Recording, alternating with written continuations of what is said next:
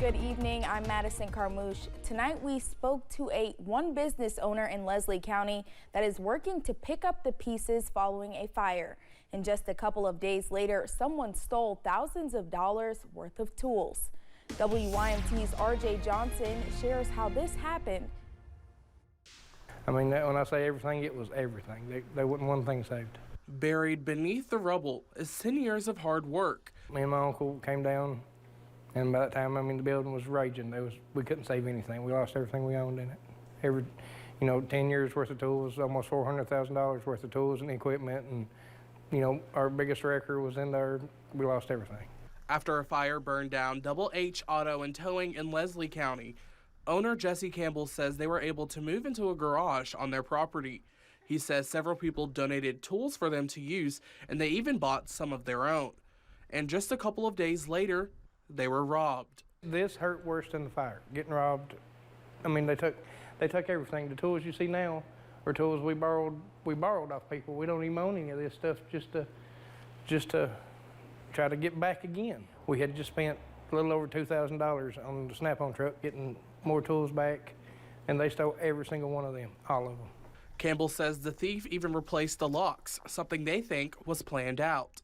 We didn't know that at the time. Like I said, me and him was out there trying to get in.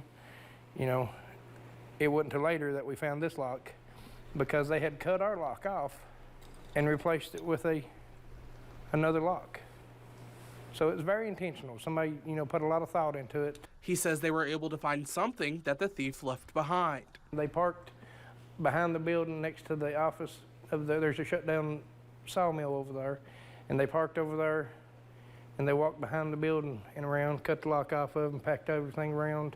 We did find a little plastic piece that holds some picks that they hope can identify the person responsible. In Leslie County, RJ Johnson, WYMT Mountain News. Campbell says their kerosene heater was also stolen and says it is on wheels and a bright yellow color. He adds that if you have any information, you can contact them. We have a link to their Facebook page in this story on our website.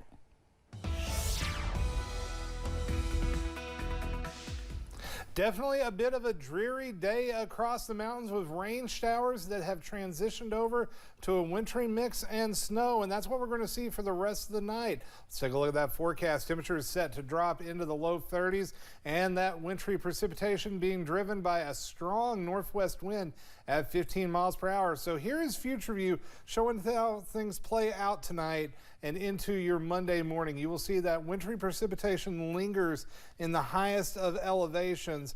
Mainly snow with a few little bits of rain mixed in, and then we could see a few flurries on your Monday. Temperatures bottoming out into the mid-30s though for most of us, and then only going into the 40s for your Monday with mostly cloudy skies. It's going to be a very dreary day out there.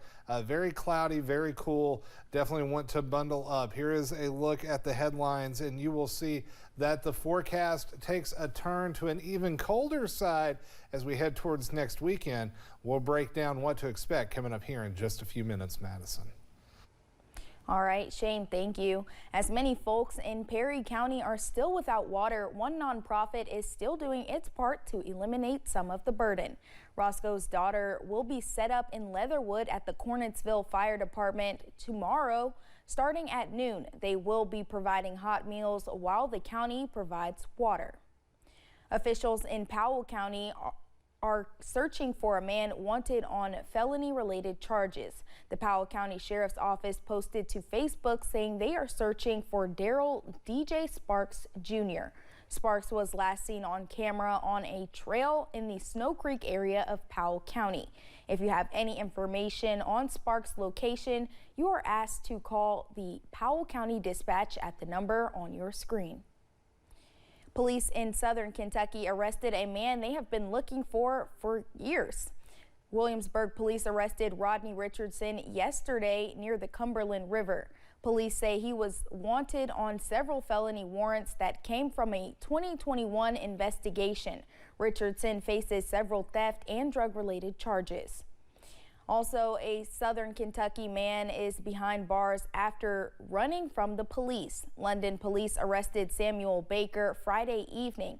Officers say Laurel County Sheriff's deputies were nearly hit by a vehicle while investigating a crash. London police later found Baker inside a vehicle matching its description. They say Baker got out and barricaded himself in a shed when he saw them. He is charged with wanton endangerment, fleeing police, and a DUI.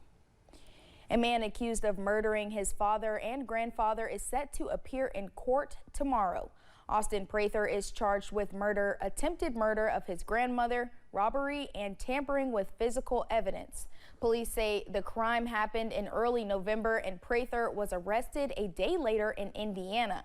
A status hearing is scheduled Monday at 9 a.m. in Pulaski County. A proposed bill would change voter ID rules in Kentucky. A committee approved Senate Bill 80 last week. It would no longer accept student IDs as a valid form of photo ID for Kentucky voters. The bill will go to the full Senate for a vote. Next time you will need your ID to vote is on May 21st for the Kentucky primary election. The polls will be open from 6 a.m. to 6 p.m. To check voter ID requirements, go to elect.ky.gov.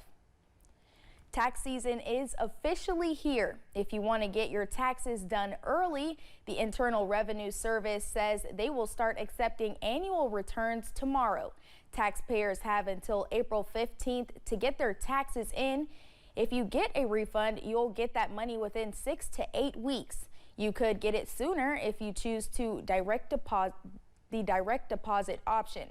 Bill Farmer with Enrolled Agent says if you file your taxes online, make sure to print out your finished tax return first, check for mistakes, and then hit send. If you've got transposed digits in your W-2 or something, the IRS is going to make that math change, and they're not going to tell you why they changed it. They're just going to change it and go on with life. Farmer says to make sure you pay your taxes on time as interest rates have increased from 3.5% last year to 8% this year. Doctors are more worried parents are turning to over-the-counter sleep aids for kids.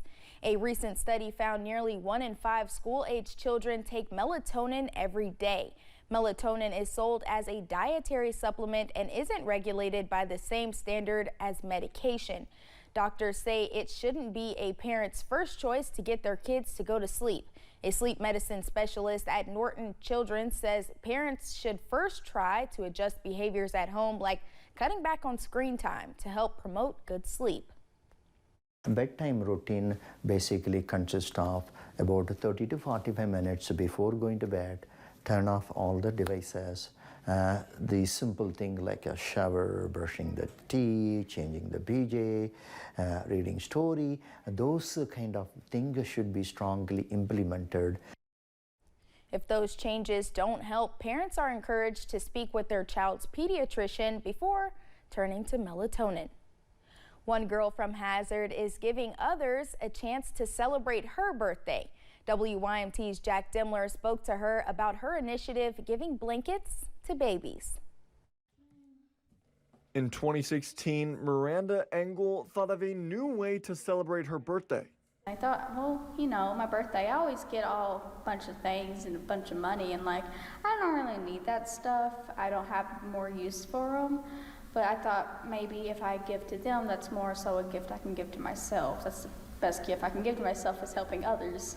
Every year since then, from January to the end of February, Engel has collected blankets to hand out to babies. So I wanted to, you know, give babies who really can't, their parents can't really afford to get them a blanket. I wanted to give to them on my birthday, because most of the time birthdays is about you receiving, but you know, I wanted to give for my birthday. Delivering blankets to the women's shelter, the baby pantry, and the hospital to help as many people as possible. Something her mother says is special to see. Oh, well, of course I'm proud of her, but it's just a blessing to see her walk her faith out and use it to serve others. And speaks to her character. And she just loves doing it. It's just, she just has a giving heart, and she's always loved working with kids and especially babies. Engel says the greatest part is the reaction she gets from the people she helps.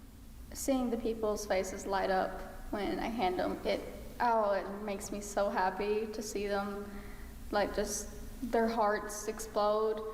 I love giving to people, but like, it just makes me so happy to see people excited and grateful and thankful. An annual celebration that is for everyone. In Hazard, Jack Demler, WYMT Mountain News. Miranda says she hopes to continue to do this into her adulthood. Coming up at 11, Congress and the president are working to find a border deal they can all agree on, but there are a few things hindering the collaboration. Hey.